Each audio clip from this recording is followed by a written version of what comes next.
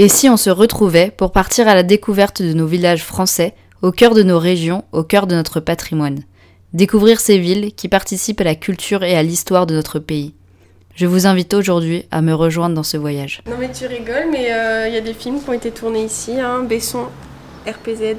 Donc on se retrouve dans la ville de Sées, en Normandie, dans l'Orne. Et la ville propose un parcours historique pour découvrir toute la ville, toute son histoire. Ça dure 1h30, c'est sur 3 km. Donc découvrons ça. Donc on a récupéré le plan à l'office de tourisme. Maintenant on va se diriger vers tous les points. Il y a combien de points? Il y en a une dizaine de lieux à voir. 15?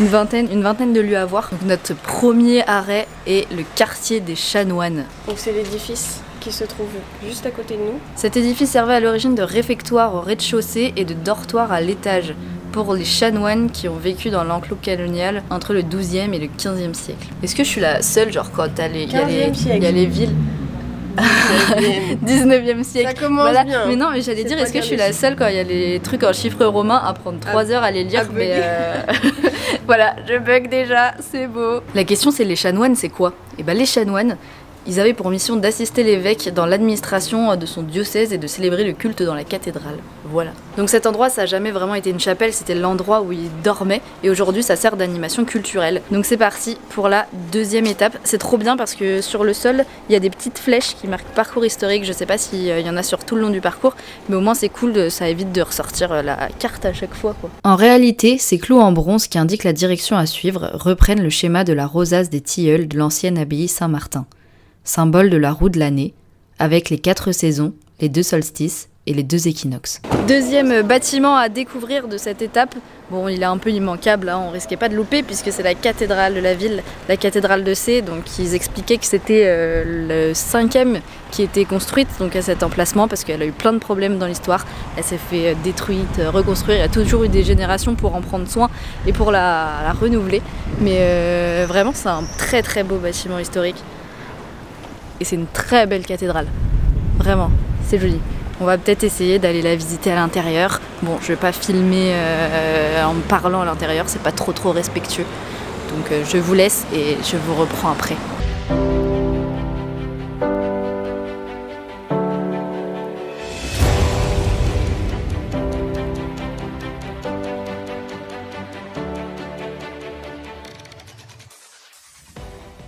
En fait, j'ai toujours trouvé ça assez fascinant, les églises, les cathédrales, par l'architecture qu'elles ont. On se dit, mais à une époque comme ça, comment ils ont pu construire ce genre de choses? Les vitraux, les peintures, l'ambiance calme des lieux. Ouais, c'est vraiment des bâtiments que j'aime visiter et il n'y en a pas deux pareils, quoi. Vraiment.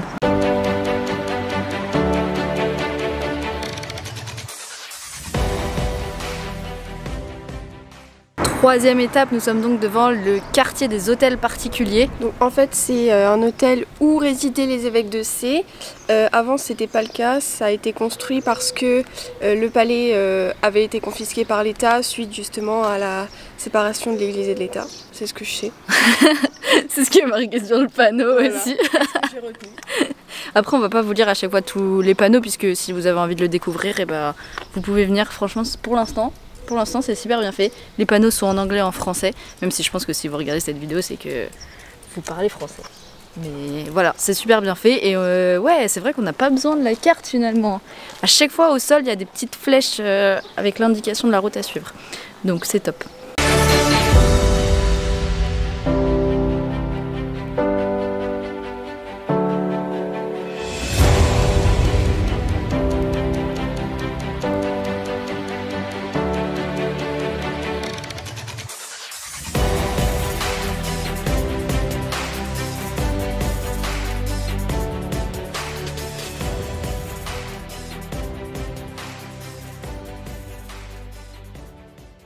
Le karma fait que j'ai voulu aller jouer avec les jeux pour enfants et je me suis brûlé le cul. Voilà, j'avais oublié qu'il faisait super chaud, que c'était l'été et que les toboggans sont brûlants à cette époque-là.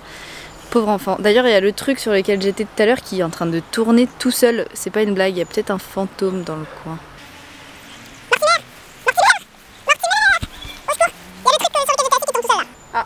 Non, je vous jure que le truc tourne tout seul. On voit rien d'ici. Hein. Mais le truc il tourne. C'est les fantômes de la ville. Non mais moi j'ai peur des fantômes. On est arrivé dans un endroit trop mignon. Je sais pas là si vous voyez, il y a un... Enfin je vais pas dire c'est un lac, pas du tout. C'est la cour des fontaines, ça s'appelle. Le cours des fontaines, qui servait de lavoir, d'abreuvoir pour les chevaux. Il y avait une école d'ailleurs de dressage de chevaux qui était à côté. Et c'est super mignon comme endroit. Puis en plus là il y a un peu d'air, ça rafraîchit. Ouais, actuellement pour venir pique-niquer autour, tout ça c'est un super endroit. Ce soir je pense qu'on pique-nique là, voilà, avec un petit kebab. Avec un kebab. Et voilà, il y a vous voyez l'histoire, comment elle se transforme. Avant il y avait les chevaux qui venaient s'abreuver, il y avait les gens qui venaient laver leur linge, peut-être même qui venaient se rafraîchir. Et puis à Mortimer, 2023, je viens pique-niquer avec mon kebab. Voilà. En jetant les déchets dans une poubelle. En jetant les déchets dans une poubelle.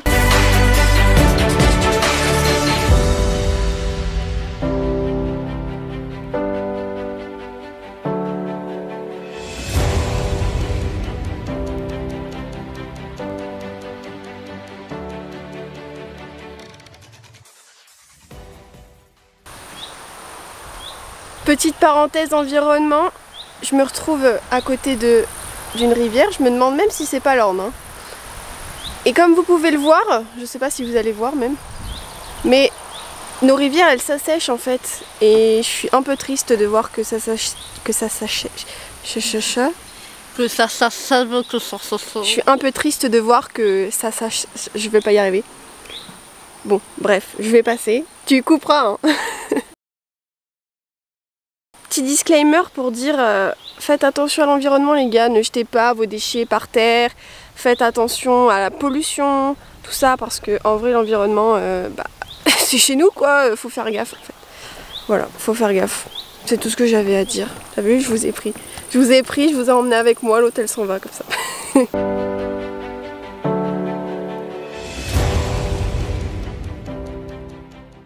Donc nous voilà au Pré-Humide, c'est un ancien marécage donc, qui à l'époque avait des vaches, des brebis, c'est là que les animaux pétraient, ça se dit? Non, ouais, pâturaient, voilà. C'est peut-être mieux, je ne sais pas. Aujourd'hui ça sert simplement d'endroit pour préserver la biodiversité. Vous voyez, c'est pas forcément entretenu par l'homme, ça reste sauvage, les herbes poussent. Et il y a deux choses qu'on peut retrouver dans cet ancien marécage qui sont super rares de nos jours. C'est tout d'abord une plante qui est protégée en Normandie qui s'appelle l'Ophioglossum vulgatum. C'est une petite fougère aussi appelée langue de serpent. Je vais essayer de voir si on en voit là dans les coins. Enfin, je vais pas m'aventurer dedans, bien sûr, on n'a pas le droit, mais si j'en vois sur le bord. Mais voilà, c'est une plante qui est protégée. Et pourquoi notamment elle est protégée? C'est parce qu'elle a une caractéristique surprenante, c'est celle d'être l'organisme vivant qui au monde possède le plus de chromosomes. Elle a 1260 chromosomes contre 46 chez l'homme, pour ceux qui n'ont pas fait de bio. Donc c'est assez impressionnant, il faut le dire. Et il y a aussi une autre espèce que cette mare abrite, c'est le triton crété, qui est devenu super rare, mais qui existe encore aujourd'hui ici. Et c'est aussi pour ça que c'est super important de préserver notre faune et notre flore pour pas voir disparaître toutes ces espèces végétales ou animales qu'on risque à cause de nos actes de tuer quoi. Bon, je me suis un peu posée, j'arrive pas forcément à identifier les fougères, je pense qu'il faudra un pro pour ça. Et bien sûr, j'ai pas vu le petit triton. Après, je pense qu'il faudrait rester longtemps. Par contre, je sais pas si vous entendez derrière. Je vais mettre à un endroit, je vais faire silence. Je sais pas si vous allez entendre, mais ça grouille de vie parce qu'il y a la route qui est un peu plus loin, donc on risque plus d'entendre les voitures. Mais je vais essayer de vous filmer ça. Ça grouille vraiment de vie là-dedans.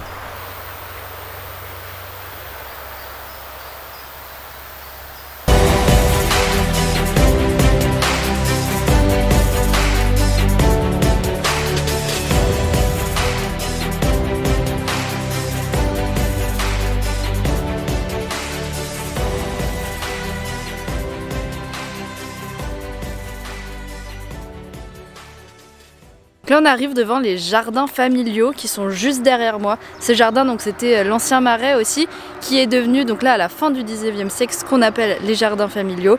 Donc avant ça permettait aux revenus très modestes de pouvoir subvenir à leurs besoins alimentaires en cultivant leurs propres fruits, légumes. Et aujourd'hui encore on peut louer en fait ces parcelles, il y en a 117, et cultiver ses propres fruits et légumes. Et c'est super surveillé, c'est-à-dire que si quelqu'un n'utilise pas sa parcelle, s'il voit que la parcelle n'est pas entretenue, hop, ils vont la réaffecter à quelqu'un d'autre qui a fait la demande et qui en a besoin. Donc c'est super, et là-bas il y a d'ailleurs quelqu'un qui est en train de jardiner. Une partie a été donnée à l'hôpital qui l'a mis à disposition pour faire un jardin solidaire, donc pour fournir des légumes à la banque alimentaire de la ville de Sées. Donc c'est top de pouvoir avoir quelque chose de local à une ère où on veut revenir à ce bio et à cultiver nos propres fruits et légumes. Donc c'est super. Je sais pas aussi si vous connaissez la bande dessinée Les Pieds Nickelés, mais c'est à cet endroit que son père fondateur, Louis Forton, possédait ses écuries.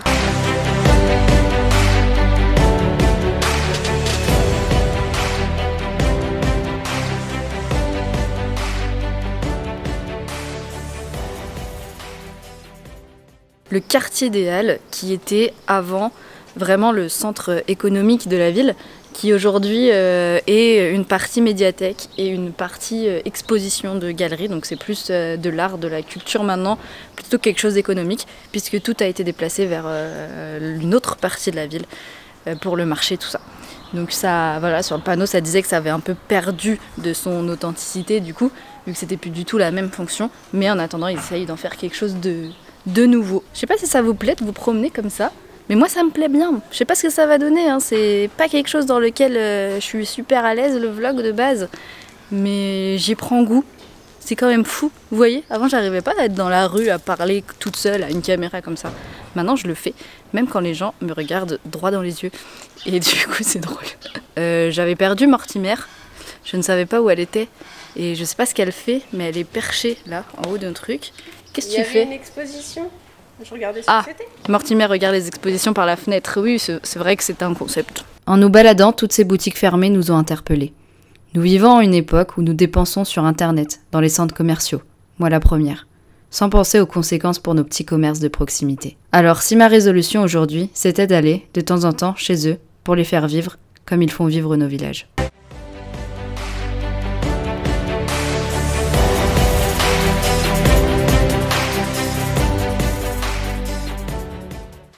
On est devant la motte castrale, ou plutôt ce qu'il en reste, parce que quasiment tout a été détruit. C'était un poste d'observation pour la défense de la ville. Et aujourd'hui, on y retrouve quasiment rien, quoi. 3 arcades et une petite chapelle, là, c'est quoi ça? C'est une petite tour. Mais voilà, il reste malheureusement quasiment rien de ce lieu.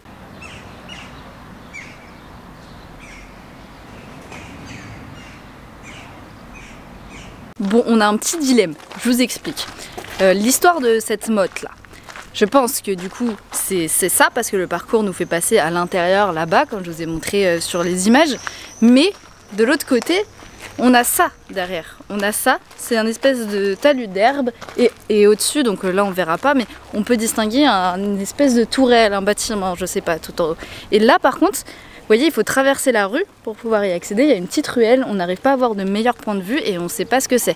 Je ne sais pas si ça appartient à cette mode qui est là ou pas, ou si c'est complètement quelque chose de différent, ou quelque chose là qui a été rajouté par l'homme bien après. Je sais pas. Voilà, si vous avez plus d'infos, vous... Mortimer, qu'est-ce que tu fais?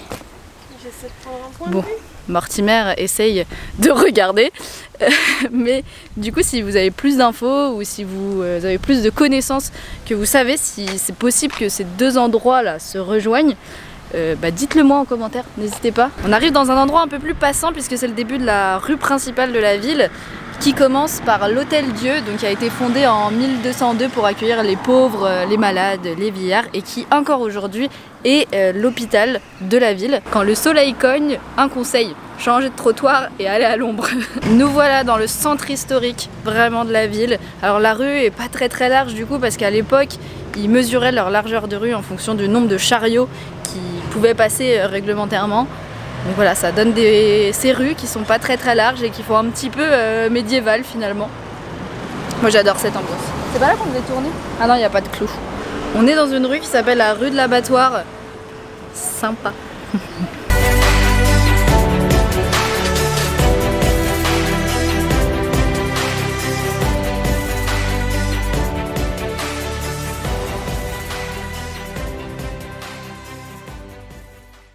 On arrive dans un nouveau quartier, le quartier du Vivier.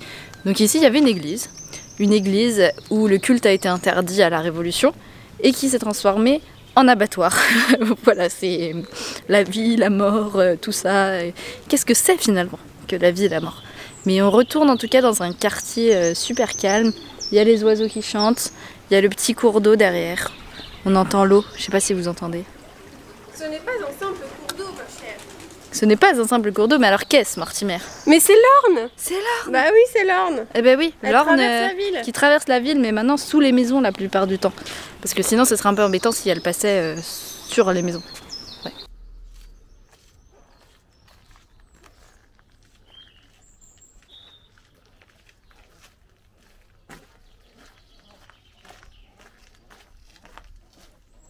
Je vous explique un peu comment on est en train de construire cette vidéo. Il y a un appareil photo là où je suis en train de parler, et il y a une autre caméra que Mortimer tient. Mortimer, ça fait quoi? Je sais pas, 1 heure qu'on marche, 1h30. Il vient de me dire, j'ai mis le truc en mode photo. Donc j'espère que c'était juste une fausse manip de maintenant, parce que si cette vidéo ne sort jamais, voilà la coupable.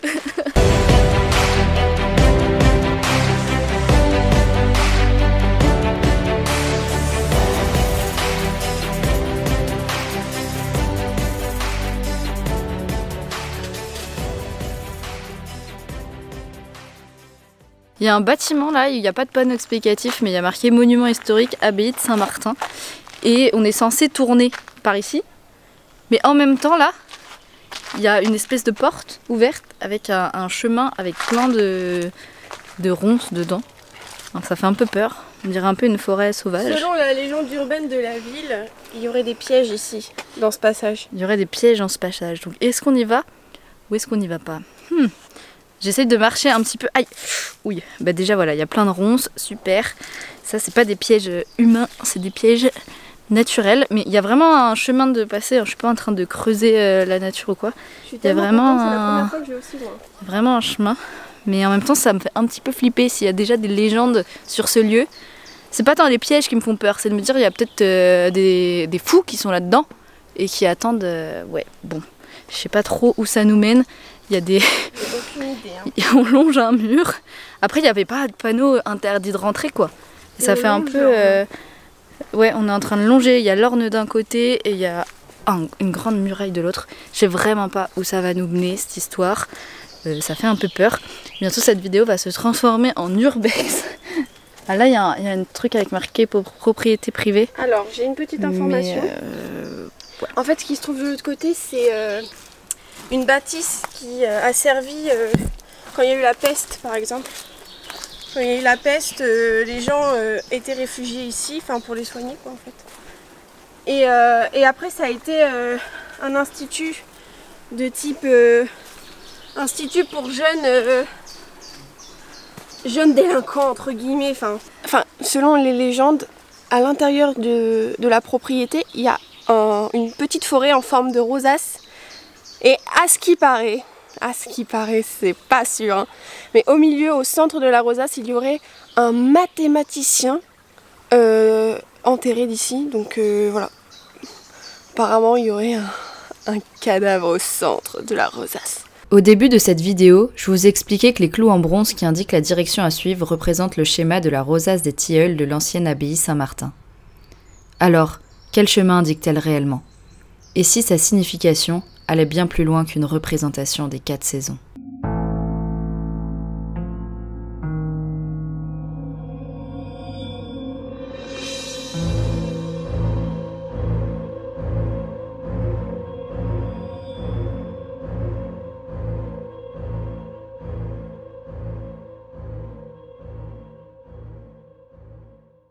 Nous revoilà dans la civilisation autorisée. Je suis posée là parce que Mortimer est partie faire des plans de je sais pas quoi. Bon, elle est partie, elle m'a dit j'arrive.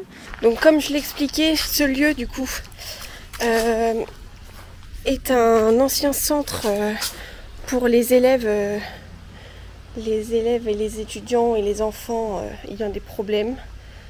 Et aussi, ça a été un centre pour les personnes qui ont eu la peste. Donc j'en profite pour faire le point. Franchement, pour l'instant, c'est super. Mais les gars, mais Franchement, je sais pas si ça vous plaît, mais moi vraiment j'adore faire ça. En plus, il n'y a pas vraiment de dénivelé, c'est quand même assez plat, donc c'est accessible pour tout le monde. Et même les chiens, il y a tous les endroits. Là, je suis dans un parc assise. Le parc est accessible aux chiens, il faut juste le tenir en laisse, même si j'en vois un là qui est en train de vagabonder tout seul. Évidemment, maintenant, c'est abandonné. Donc, beaucoup de personnes pratiquaient de l'urbex. Le problème, c'est que maintenant, ils ont posté des caméras. Donc, d'ailleurs, il y en a une juste ici. Je ne vois pas de maître. Attendez. Attendez, parce que là, si je trouve un chien tout seul sans maître, je vais le récupérer, les gars. Loulou, t'es tout seul? Et pour la petite anecdote, ce lieu a été racheté par une personne proche du régime turc. Tu viens là, mon grand? Ouais. Mais qu'est-ce que t'as? Il me crie dessus. Viens, petit chien. Et c'est tout ce que nous savons. Alors que ce n'est pas du tout entretenu. On n'a aucune idée de pourquoi une personne proche du régime a acheté le lieu. Voilà.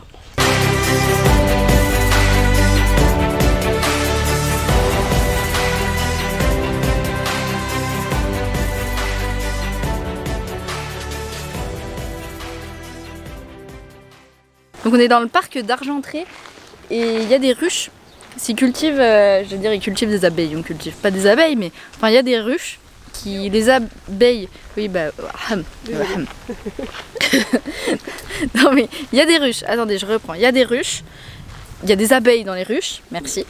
Et les abeilles font du miel et après ils vendent le miel à la mairie de la ville. Donc c'est bien. Si on veut du bon miel bio, bah, on peut aller à la mairie de la ville. Et là-bas il y a une cabane dans les arbres. Je ne sais pas ce que c'est. C'est quoi la cabane, Mortimer? Un pigeonnier urbain. Ah mais c'est trop bien. Donc d'un côté il y a les abeilles, de l'autre côté il y a les pigeons. Et là il y a la grosse cochonne. Encore un bâtiment qui a eu plein de fonctions, qui était du coup un palais et ensuite un hôpital militaire durant la Première Guerre mondiale. Enfin il y a eu un grand séminaire. Et après, le palais a accueilli un collège jusqu'en 1980. Voilà, aujourd'hui propriété du département de l'Orne depuis 1989. C'est fou de se dire que tous ces grands bâtiments, ils sont là aujourd'hui, ils étaient là bien avant nous. Et ils ont tellement d'histoire à travers les murs. Je sais pas si vous, ça vous arrive des fois de visiter des trucs et vous êtes en mode putain, je sens qu'il y a quelque chose, tu vois. Ouais. Je sais pas si toi ça t'arrive. Si. Mais t'es là et tu sens qu'il y a quelque chose dans les murs, tu sais pas quoi, t'as l'impression que tu sens que le bâtiment a une histoire. Des fois limite, quand t'es dans des bâtiments où il y a eu des trucs un peu graves, et tu sens que c'est pas des bons esprits qui sont autour de toi, tu vois. Je vais encore passer pour une folle en disant ça. Mais je vous jure, des fois je le ressens. Je suis dans un endroit, je me dis mais je me sens pas bien. Et après quand on me dit oh il s'est passé ça ici, je suis en mode ah oui d'accord. C'est peut-être pour ça que je me sens pas bien. Mais en même temps, quand tu prends la cathédrale par exemple, elle a à peu près 700-800 ans déjà. Donc forcément, qu'en 700-800 ans, il s'est passé des choses. Rien que là, dans les dernières années, là, dans les centaines, les 100 ans avant, là, il s'est passé plein de choses. Hein. Bah oui, oui, c'est sûr. Puis c'est ça qui est beau aussi avec l'histoire. C'est qu'il s'en passe des choses. Sinon, ce serait pas d'histoire, ce serait un long fleuve tranquille. Mais la vie n'est pas un long fleuve tranquille.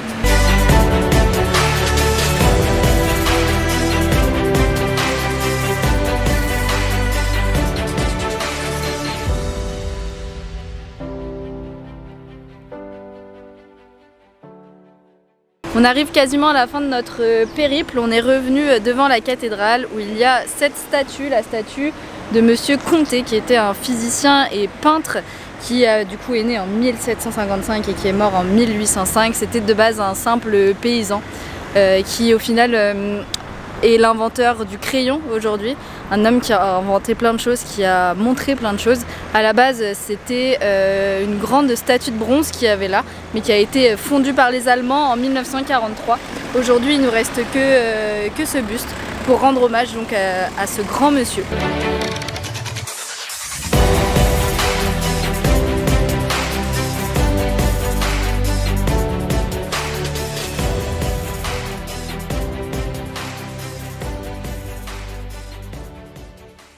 Et Et voilà, notre tour s'achève devant l'hôtel de ville, là où il a commencé finalement, ça fait une boucle. L'hôtel de ville là qui nous rappelle que sous le parvis de la cathédrale, il y a une trentaine de tombes. Voilà, c'est super, c'est sympa. C'est joyeux. Ouais, c'est très joyeux. Et moi j'ai vraiment aimé découvrir cette ville et son histoire. Parce qu'aujourd'hui, on vit un peu à la vitesse de l'éclair et on ne trouve pas forcément le temps pour s'arrêter, pour regarder, pour apprendre. Donc pouvoir être en vacances et pouvoir profiter de le faire, c'est cool. Je suis sûre qu'il y a plein de villages autour de vous, peu importe là où vous habitez, qui peuvent proposer ce genre de choses. Donc n'hésitez pas à aller vous renseigner. D'ailleurs, si vous avez des bons plans, je suis preneuse pour aller visiter un de vos villages. Vraiment, dites-le moi s'il y a ce genre de parcours. Et peut-être que je viendrai y faire un tour. T'en dis quoi, Mortimer? Je suis complètement d'accord avec toi. J'ai adoré faire le parcours. On a vraiment adoré cette découverte toutes les deux. D'ailleurs, si vous voulez aller plus loin, sur le plan est indiqué 3 autres lieux en dehors du parcours. La porte de la ville et la basilique de l'Immaculée, l'enclos des Cordeliers, ainsi que le quartier Saint-Martin et son ancienne abbaye.